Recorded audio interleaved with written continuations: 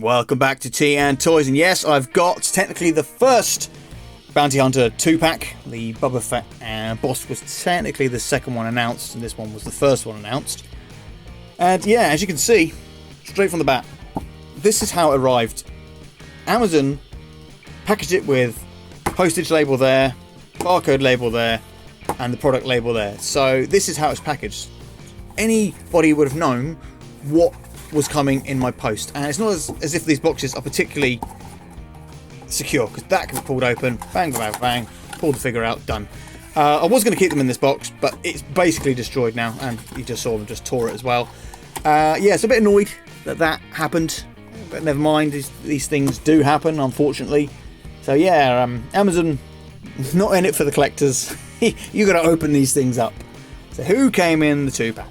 You can see from the box, but let's get the figures out. Let's have a good close look at these. So you get Dengar, somebody that should, by all rights, have appeared in the Mandalorian series, but the creators seem to be going a different direction with Boba Fett in that one. So yeah, no Dengar in Boba Fett's resurrection in some form, which is a shame, because he was originally written that way to be the one that would pull him out of the Sarlacc pit. But yeah, here we are.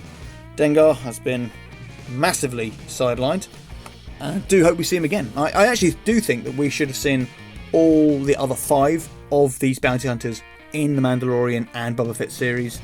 I think it would have worked, and it would have been a nice nod to go, see, they're out to get their money off him, because he's the one that got the bounty from Jabba.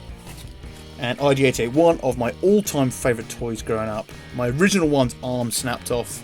Very sad, very annoyed about that when I was a child. And it's great to have him back in the collection.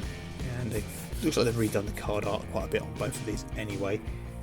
Now, it would be wrong not to do a comparison with IG-11. Now, very much the basics of the IG-88 mould was used to make IG-11, but they moulded this extra armament bandoliers thing on him. Whereas IG-88 has this, and he's got this crossing section here. But it is basically more or less the same figure, except for the slight remold on the chest. Yeah, that's them together. There's obviously a lot more paint apps on IG-11 as well. It would have been cool if IG-88 was mentioned, or I don't know, something in that first series, maybe picking up the parts of IG-11 or something like that. I don't know. Just wanted more from it, more from the series. They definitely should have had these other bounty hunters. Well, as we're talking bounty hunters and other IG model droids, let's get the other ones out. This is a 2-pack version of Boba Fett and Bosk.